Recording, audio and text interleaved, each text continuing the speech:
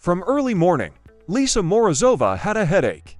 It felt like someone was hammering from the inside, trying to break free. She sat in the kitchen, clutching a cup of cold tea, staring out the window at the gray February landscape. How had everything come to this? The thoughts spun in her head, giving her no peace. Just 3 years ago, she had been happy, or at least, she had thought she was. A wedding to a tall, handsome, confident man, a job at a prestigious company, plans for the future. Who could have known that beneath the mask of a successful businessman hid a man with insatiable greed?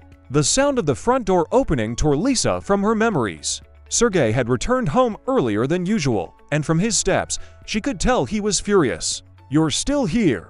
His voice cut through the air like a knife. Lisa slowly raised her eyes. Sergei stood in the doorway, his tie askew, his hair disheveled. "This is my home," she replied quietly, trying to stay calm. "Your home." He let out a short, barking laugh. "After everything you've done, you dare call it yours?" Lisa gripped the cup so tightly her knuckles turned white. His unfair accusations felt especially absurd in this apartment, inherited from her grandmother, Nadezhda Vasilyevna. Every corner held memories of childhood, cozy evenings with a book by the window, the smell of her grandmother's pies. "I didn't cheat on you, Seryoza," she repeated for the 100th time. Those messages were just work. Work. He lunged at the table, slamming his briefcase down. "Mikhail works on an international project. They have a time difference." Lisa felt a lump of despair rise in her throat. "Of course. And that's why he calls you Sunshine." Sergei loomed over her, leaning on the table. He reeked of alcohol and someone else's perfume. The bitter irony of the situation wasn't lost on Lisa. "It's a friendly nickname. We've known each other for 10 years, since school." She tried to stand, but Sergei shoved her back onto the chair. "Sit," he barked. Lisa's heart pounded wildly. Over 3 years of marriage, she had learned to recognize the dangerous signs: the twitching corner of his mouth, the pulsing vein at his temple, the particular glint in his eyes. Today was worse than usual. "Seryoza, you're drunk," she said cautiously. "Let's talk when you're sober." "I'm perfectly sober," he roared, sweeping the cup off the table. Porcelain shattered on the floor, splattering brown tea droplets across the light linoleum. "Sober enough to understand that my wifey." The words struck Lisa like a slap. Hot tears welled up, but she held them back. Crying now would only give him more power. "Don't you dare call me that," she said, her voice trembling but firm. "And how should I call you?" Sergei grabbed the phone from the edge of the table. "Maybe I should show these messages to your mother. Let her see what kind of daughter she raised." Lisa instinctively reached for the phone, but Sergei jerked his hand away. "Scared? Then you have something to hide." "Give me my phone," Lisa demanded, standing up. "You have no right."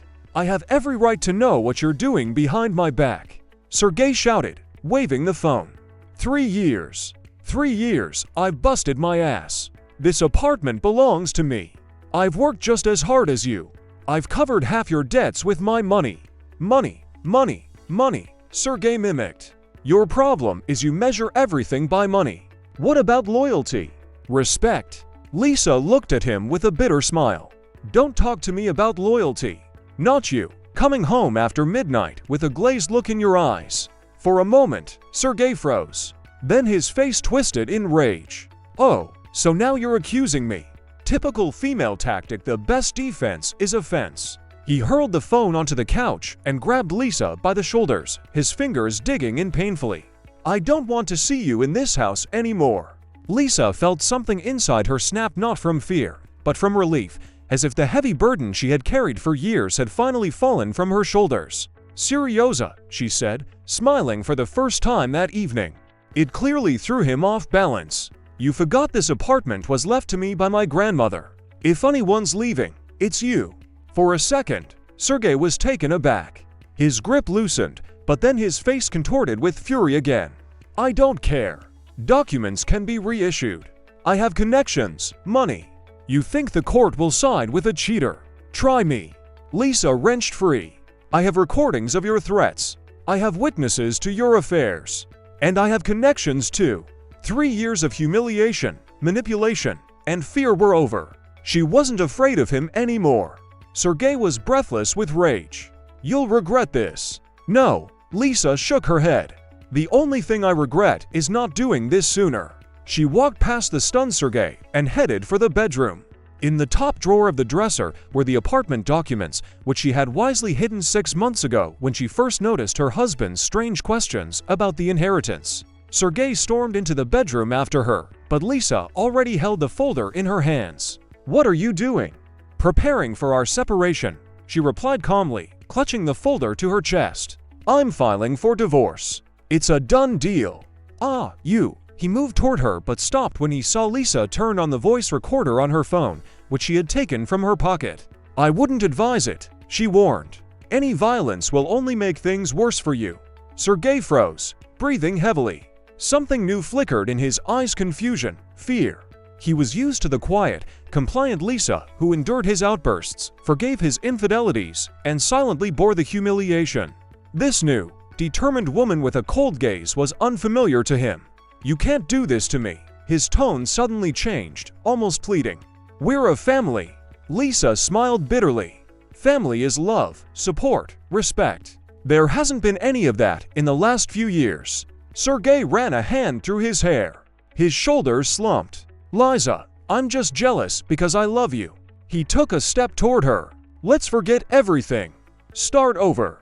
A familiar tactic, first screams and threats, then remorse and promises. A vicious cycle they had been through more than once. "No, Seryoza," Lisa said firmly. "I'm tired of your accusations, your constant control, your coming home drunk and smelling of other women." "Lisa, I swear," she raised her hand, stopping the flow of promises. "I made my decision a long time ago. Today, you can stay. But tomorrow, I want you to move out." "Move out," Sergei repeated, his face twisting in anger again. "I'm not going anywhere. This is my home too." "No, it's not," Lisa shook her head. "The apartment is fully in my name. We didn't register it as joint property. Remember? You insisted on that when you thought you could reissue it in your name through your connections." Sergei paled. He had indeed tried to pull off that scheme a year ago, unaware that Lisa had long seen through his plans. He choked on his rage. "You set me up." "No, Seryoza," Lisa replied wearily. "I just stopped ignoring the obvious your affairs, your manipulations, your lies." She walked past her frozen husband and returned to the kitchen. Her hands trembled slightly, but inside, a strange calm spread. The decision was made. There was no going back. Sergei followed her, stomping heavily like a wounded beast. Lisa bent down to pick up the broken cup and flinched when her husband noisily sat down in a chair. "You know what?" His voice sounded surprisingly calm. "You're right. I'll pack my things and leave. But remember, this isn't over." Lisa straightened up, holding the sharp shards of their relationship in her hands. "For me, it is." She poured the shards into the trash. "I'm not afraid of you anymore, Seryoza." He looked at her for a long time, then slowly stood up. "Fine. I'll spend the night in the living room. Tomorrow, I'll take my things." Lisa nodded, not believing it had ended so simply. Too simply. Sergei never gave up without a fight. A pang of anxiety pricked her heart, but she tried to push away the bad premonition. The night was sleepless. Lisa lay listening to the sounds from the living room. Sergei paced the apartment for a long time, muttering something, making several calls around 2 a.m. Then everything went quiet, but sleep wouldn't come. She thought about how her life had changed over these 3 years, how Sergei had gradually taken control, monitored her spending, checked her phone, and raised his voice more and more often. Never again, she vowed to herself, looking into the darkness of the ceiling. Morning came suddenly. She had finally fallen asleep just before dawn. The rays of the winter sun filtered through the loosely drawn curtains, painting strange patterns on the wall. Lisa stretched, feeling a strange lightness for the first time in a long time. She felt free. The apartment was unusually quiet. Lisa put on her robe and cautiously stepped out of the bedroom. The living room was empty, the couch neatly made, the pillow fluffed. She thought as she headed to the kitchen. Opening the door, Lisa froze in the doorway. On the table stood a large vase of red roses, a box of chocolates, and a note from Sergei was nowhere to be seen. With trepidation, she approached the table and took the note. In neat, slightly angular handwriting, it read, "Forgive me. You're right. I've been an idiot. I love you and want to fix everything. Give me one last chance. I'll be back in the evening. Let's talk." Lisa slowly sat down in the chair, her eyes fixed on the note. A familiar feeling washed over her. How many times had this happened? A fight, accusations, then flowers, apologies, promises. She put the note aside and went to the window. The usual cityscape gray high-rises, snow-covered trees, bustling passers-by, everything was as usual. But something inside Lisa had changed, as if a fuse had blown, ending her endless patience and forgiveness. Resolutely, she returned to the table, took the vase of flowers, and threw them in the trash. The chocolates followed. She tore the note into small pieces. No more chances. No more let's start over. We've started over dozens of times, and it always ended the same with accusations, screams, threats. Lisa took out her phone and called her old friend Olga Tarasova, whom she had stopped seeing at her husband's insistence. "Olga, it's Lisa." Her voice trembled slightly with excitement. "Listen, I need your help. I've decided to leave Sergey. Finally." Olga's exclamation was so sincere that Lisa couldn't help but smile. "Honestly, I didn't think this day would come. What do you need me to do? Can you come to my place around 5? He'll be back in the evening, and I want to change the locks by then." "Are you serious?" Olga's voice held approval. "Wow, you're determined. I'll be there at 5, and I'll bring my brother. He works in that field now." After ending the call, Lisa felt a surge of energy. She quickly showered, dressed, and began cleaning. The broken cup, the thrown-out flowers, the torn note, all of it symbolized the end of her old life. Now she needed to put not only the apartment, but also her thoughts in order. By noon, she called a lawyer, another person she had stopped seeing because of Sergey's jealousy. "Victoria Alexeyevna, hello. It's Elizaveta Morozova. Do you remember me?" "Of course, I remember, Liza." The experienced family lawyer's voice was warm and confident. "What happened?" "I want to file for divorce. And, if possible, get a restraining order." There was a short pause on the line. "He laid a hand on you." The lawyer's tone became professionally dry. "Not exactly. Not yet. Come to the office around 3. We'll discuss the details and make a plan." After hanging up, Lisa felt the weight lift from her shoulders. She wasn't alone anymore. She had support friends, specialists who would help her escape this nightmare. Looking at the clock, she realized she needed to hurry. There wasn't much time left before the meeting with the lawyer. She had to gather all the necessary documents by 3 p.m. Lisa sat in Victoria Alexeyevna's cozy office, telling her story. With each word, it became easier, as if a heavy burden was gradually lifting from her shoulders. "So the apartment is entirely yours?" Victoria made notes in her notebook. "That's good. And what about jointly acquired property?" "The car is in his name, the country house." Lisa shrugged. "Honestly, I don't want anything. Just my freedom." The lawyer looked at her over her glasses. "But you shouldn't refuse what you're entitled to by law, especially considering the moral damage you suffered in this marriage." Lisa shook her head. "I earn enough. I just want it all to end quickly and without unnecessary scandals." "All right," Victoria nodded. "But here's what we'll definitely do. We'll get a restraining order from the abuser." The pain was still there, but there was confidence in recovery. When she returned home, Olga was already waiting for her at the entrance with her brother, a sturdy guy in work overalls. "Liska." Olga rushed to hug her friend. "I'm so glad to see you." "And I you." Lisa felt tears welling up in her eyes. So much time lost because of stupid bans and jealousy. Olga introduced the guy. "He'll change the locks in half an hour. Even the neighbors won't notice." Vadim nodded modestly.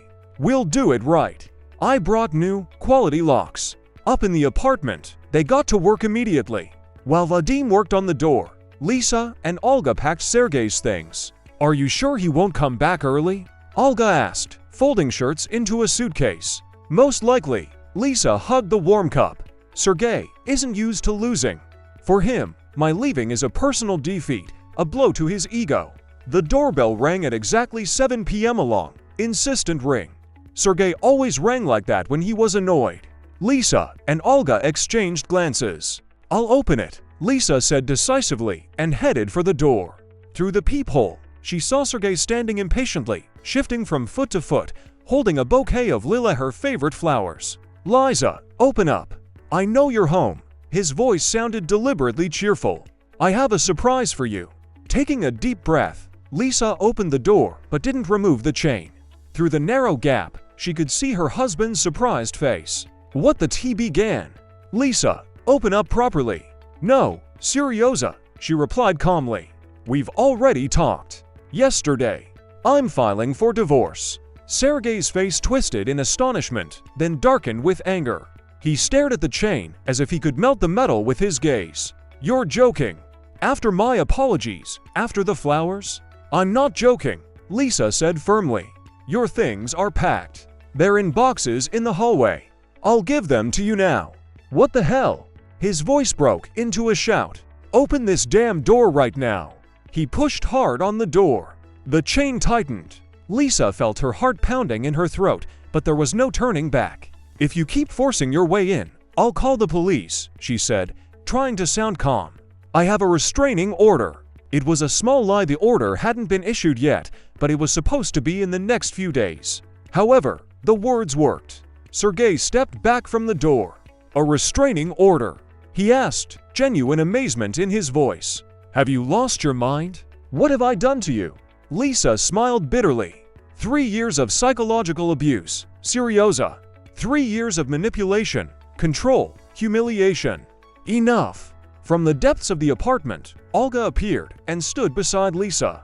"Hi, Sergei," she said coldly. Sergei's eyes widened in surprise, then narrowed to slits. "Ah, so that's what this is about. You turned my wife against me, you and your feminist ideas." "No one turned me against you," Lisa said wearily.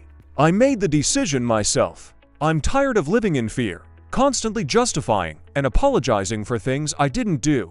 She nodded to Olga, who brought the first box of things. "Here." Lisa handed the box through the narrow gap. "I'll bring out the rest in a minute." Sergei automatically took the box, but his gaze was fixed on Lisa's face. For the first time, she saw something like confusion and fear in his eyes. "Liza, let's talk." His tone suddenly became pleading. "I understand I was wrong. Let's discuss everything.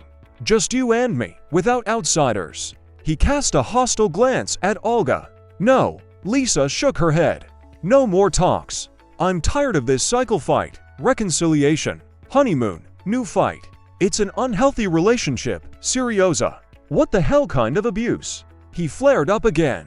"I never laid a finger on you in all these years." "Abuse isn't just physical," Lisa replied calmly. "Wait, I'll bring out the rest of the things." They methodically handed over boxes and suitcases to the stunned Sergei, who stacked them against the wall in the hallway. "And the keys?" he asked when the last suitcase was handed over. "How will I get the rest of my things?" "The rest I'll bring myself or send through Victoria Alexeyevna, my lawyer," Lisa replied. "You won't need the keys. I've changed the locks." Sergei's eyes widened in shock, then narrowed in anger. "You have no right. This is my home too. I'll sue." "Sue," Lisa nodded calmly. "Just remember the apartment is in my name, inherited before the marriage, not jointly acquired property. And recordings of your threats and evidence of psychological abuse are strong arguments in court." Sergei looked at her with such amazement, as if he were facing not a person but an alien. He was used to the soft, compliant Lisa. This new, confident woman was completely unfamiliar to him. "You'll regret this," he hissed finally. "You'll regret it very much. Goodbye, Seryoza." Lisa began to close the door. "Further communication will be through lawyers." "Stop." He stuck his foot out, preventing the door from closing. "And what about all our plans? Travel, children, a house in the country?" For a moment, Lisa felt a pang of regret. Once, they really did have dreams and plans. Once, they had loved each other, or so she had thought.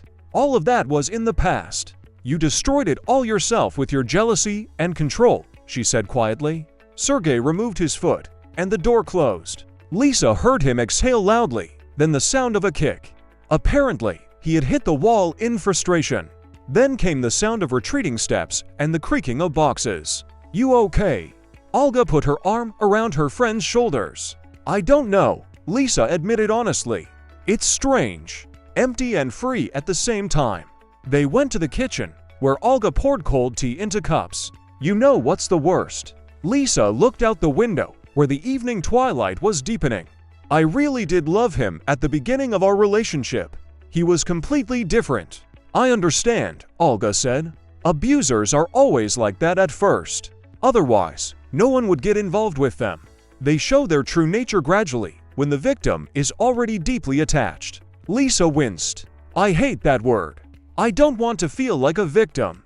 And you're not a victim. Olga squeezed her hand. You're a winner. So many women live in such relationships for years, decades, afraid to leave. But you found the strength to break the cycle.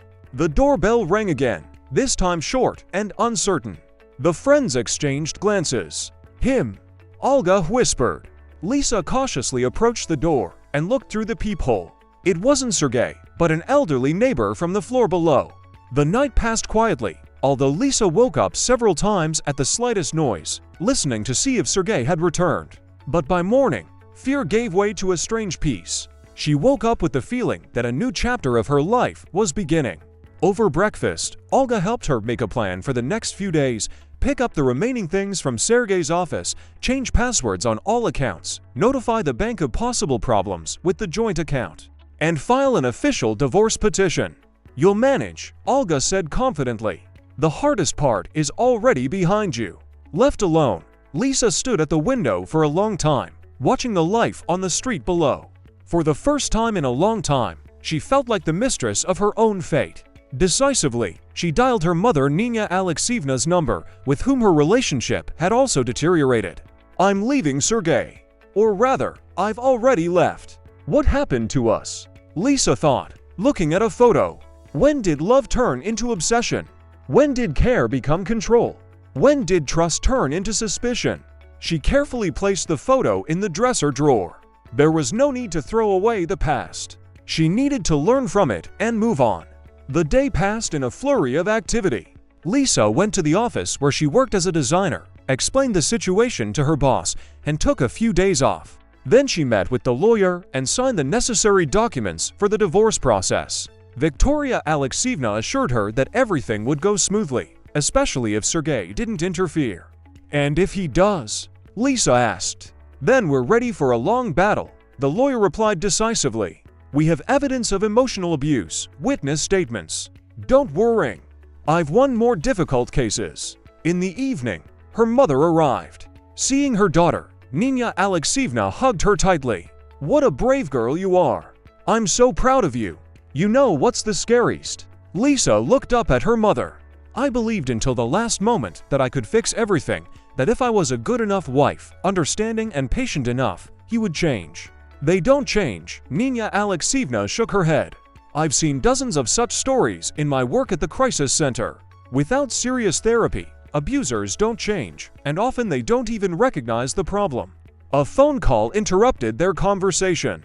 Lisa looked at the screen and frowned. It was Sergei's number. Don't answer, her mother advised. I'll contact through the lawyer. You've made your decision. Lisa nodded and declined the call. A minute later, the phone beeped. A message arrived. I know you're home. We need to talk. It's important. If you don't open up, I'll call all night. See? Lisa smiled bitterly. Even now, he's trying to control, pressure, manipulate. Block his number, Nina Alexeyevna advised. Lisa followed her mother's advice. But a few minutes later, a message came from an unknown number. Do you think you can just get rid of me like that? We will talk, whether you want to or not. Oh my God, Lisa whispered, showing the phone to her mother. He won't stop, Nina Alexeyevna said decisively. Save these messages. They're direct threats. They'll help get a restraining order. And now, call your lawyer. She needs to know what's happening. Victoria Alexeyevna, after listening to Lisa, advised not to respond to the message and promised to speed up the process of obtaining the restraining order. And if he shows up here? Lisa asked. Don't open the door. If he starts breaking in, call the police, the lawyer replied, and record everything on your phone. Any boundary violation will be used against him in court. The rest of the evening, Lisa spent in nervous anticipation, flinching at every sound in the hallway, but Sergei never appeared. The lawyer called. What happened? Lisa felt her heart sink. Sergei filed a counterclaim, the lawyer reported. He's demanding a division of property, including the apartment, claiming he invested significant funds in repairs and maintenance and therefore is entitled to compensation. That's nonsense, Lisa exclaimed. The apartment was inherited by me before the marriage. Legally, his position is weak, but he's clearly prepared for a protracted battle. There's more, the lawyer continued. He hired Gregory Vasilevsky. Lisa gasped. Vasilevsky was known as a ruthless lawyer specializing in dirty divorce cases. They'll pressure the fact that you allegedly behaved immorally, Victoria continued. Get ready. They'll dig up every message, every night out, every man you talk to. After hanging up, Lisa collapsed into a chair in exhaustion. Her mother looked at her with concern. What else happened? Nina Alexeyevna asked. He wants to take the apartment away from me, Lisa replied in a colorless voice. He hired the most unprincipled lawyer to drag my name through the mud. Let him try, her mother said decisively. He won't succeed. The apartment documents are in order. The inheritance was received before the marriage. And as for your reputation, you have nothing to be ashamed of. Lisa smiled bitterly. You don't understand, Mom. Sergei can twist any situation. He'll turn friendly hugs into affairs, work dinners into dates, and Vasilevsky will make witnesses say what's beneficial to them. The phone rang again, this time an unknown number. Lisa answered cautiously. Hello. Is this Elizaveta Morozova? An official male voice asked. This is Investigator Tarasov from the Economic Crimes Department of the police. Lisa's breath caught. Yes, that's me, she murmured, throwing a frightened glance at her mother. You need to come in to give a statement in a case of fraud on an especially large scale. The case concerns the activities of the company where you work as a designer. What fraud? Lisa asked in confusion. I'm just a designer. I don't have access to the company's finances. Nevertheless, your signature is on a number of documents, the investigator replied dryly. I expect you tomorrow at 10 a.m. at our department. When Lisa hung up, her hands were shaking. It's Sergei, she whispered. This is his doing. He always threatened that if I left, he would destroy my career. Nina Alexeyevna decisively approached her daughter. Call your lawyer immediately, and then your boss. We need to find out what's going on. The next 2 hours, Lisa spent on the phone. First, a long conversation with Victoria Alexeyevna, who promised to find out the details of the case, then a call to the company director, Arthur Olegovich, who was no less shocked. What fraud? All our documents are in order. The reporting is transparent. This is some kind of mistake or someone's revenge. Or your husband's, Lisa finished for him. Your husband? Arthur Olegovich asked, then affirmed, I heard you're separating. And you know what's strange? Yesterday, we had an inspection. They were interested precisely in those projects you worked on. God, Lisa exhaled. We'll give you the best corporate lawyer, the director said confidently.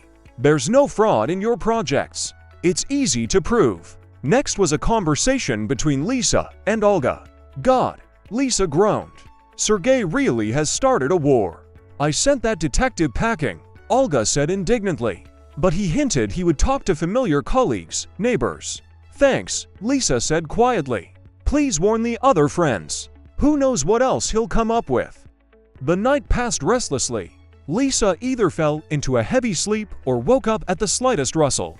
Before her eyes stood Sergei's face, not twisted with malice as in recent days, but as she had fallen in love with him open, with a warm smile and loving look. How could a person change so much? Or had he always been like that, just good at hiding his true nature?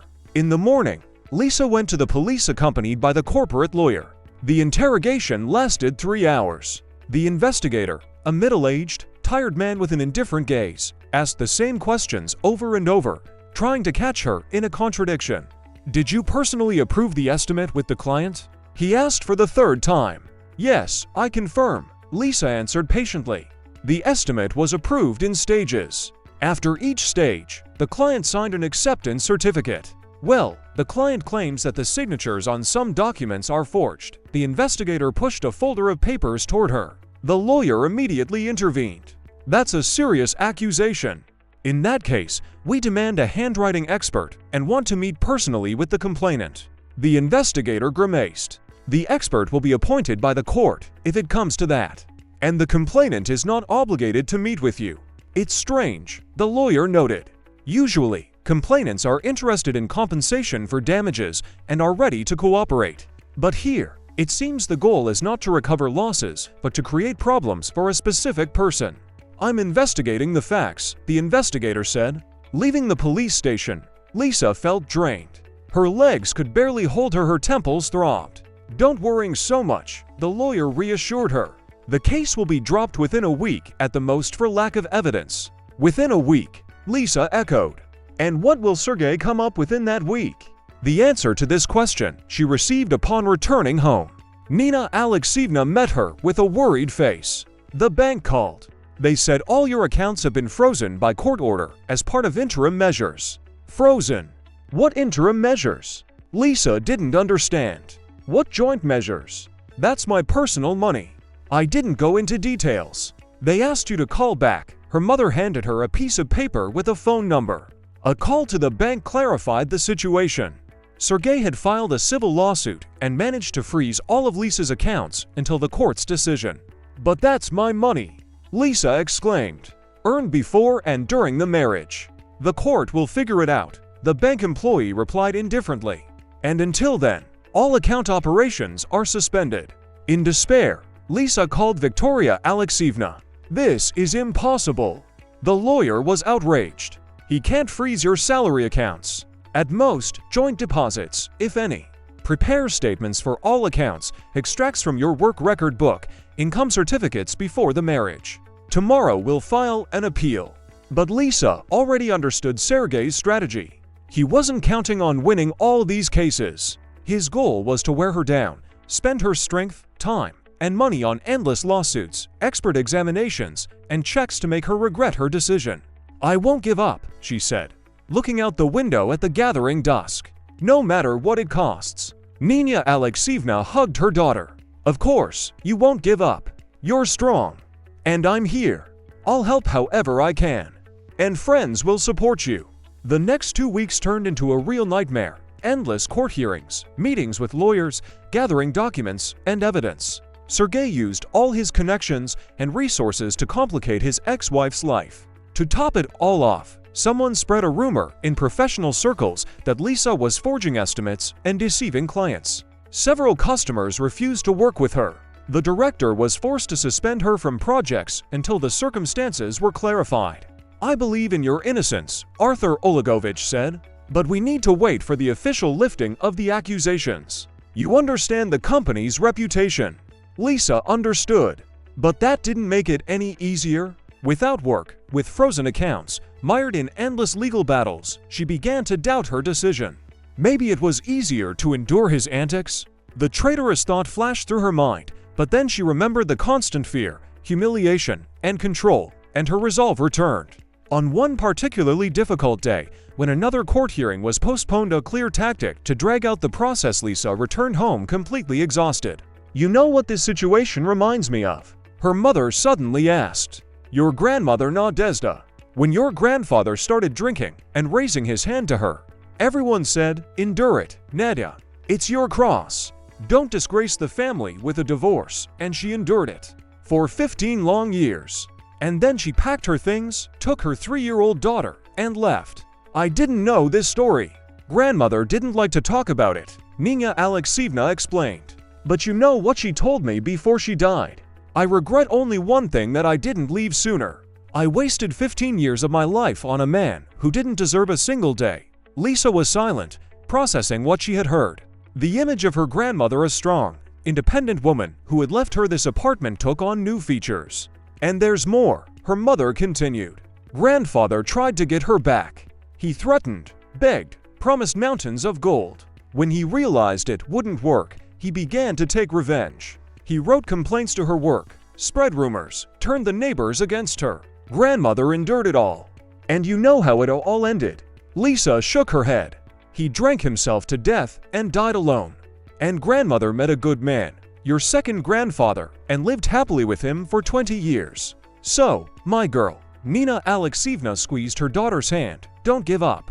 The storm always passes. Her grandmother's story gave Lisa new strength. If she could do it, so could she. Then the unexpected happened. On the eve of the decisive hearing on the division of property, Victoria Alexeyevna called. They want to meet, she informed Lisa. Unofficially, without a protocol. They say they have a proposal for an amicable settlement. It's a trap. Lisa was wary. Possibly, the lawyer nodded. But they're offering to meet in my office, in my presence. There's no risk. The meeting took place the next day. Sergei came alone, without his famous lawyer. He looked haggard, dark circles lay under his eyes, almost like Lisa's. I want to end this, he said without preamble, not looking at Lisa but somewhere past her. I'm withdrawing all claims, stopping the persecution. I'll sign any divorce documents. Lisa and Victoria exchanged distrustful glances. In exchange for what? The lawyer asked directly. Sergei smiled joylessly. For nothing. I'm just tired. And I've realized something. For the first time during the meeting, he looked directly at Lisa. I thought I could force you to come back, or at least take revenge for you ruining my life. But now I see that I've ruined everything myself and continue to ruin it. Lisa looked at him with distrust. Too sudden a change, too unexpected an insight. Why now? She asked. What changed? Sergei was silent for a while, as if choosing his words. Yesterday, I visited my mother in the hospital. She said she's ashamed of me. That I've turned into a copy of my father, the very one she was afraid of becoming 20 years ago. It was a sobering moment. The lawyer carefully examined the documents, periodically nodding. Everything is in order, she finally said. If we file these papers today, in 2 weeks everything will be officially over. Sergei nodded and stood up. I'd like to talk to Lisa alone, he added, seeing the lawyer's cautious look. Just 5 minutes. Victoria questioningly looked at Lisa, who, after a pause, nodded. It's okay. I'll manage. When the lawyer left, Sergei sat back down in the chair. For some time, he was silent, looking out the window, then said quietly, Forgive me, Lisa. I know it's not enough. I know I've caused you so much pain that no apologies can fix the situation. And yet, I want you to know I never really wanted to hurt you. Lisa replied just as quietly, first with words and control, then with all these lawsuits and accusations. I know. Sergei lowered his head. I'll live with this realization for the rest of my days. I've destroyed the most precious thing I had. He paused, then continued. I've signed up for psychotherapy. I want to understand why I became like this. Why I turned love into obsession. Not for us, there won't be an us anymore. I understand that. For myself. And maybe for someone in the future. Lisa looked at this broken man and was surprised to realize that she no longer felt hatred or fear, just fatigue and a strange emptiness. I wish you find those answers, Seryoza, she finally said. Sergei looked up at her, his eyes full of pain. And you? Will you ever be able to forgive me? Lisa was silent for a long time, pondering the answer. I don't know, she admitted honestly. Not now. Too much pain to fresh the wounds. But maybe, with time. The morning after the new moon, Lisa woke up early. Outside the window, dawn was breaking, painting the sky in tender pink hues. She lay in her renewed bedroom, enjoying the silence and peace. Suddenly, she remembered the words Sergei had once said in a fit of rage, pack your things and get out. At the time, those words had hurt her, made her feel worthless, unwanted. Now, they only brought a sad smile. I didn't go anywhere, Lisa thought. It's you who left my life. And I'm finally free. She got out of bed and went to the window. The city was waking up, filling with life. Somewhere out there, among these streets and houses, was her new path, still unknown, but full of possibilities. Lisa smiled at her reflection in the glass. The woman looking back at her had changed over this year, stronger, wiser, more confident in herself. She had gone through pain and emerged victorious. Good morning, she said to herself. First day of a new life.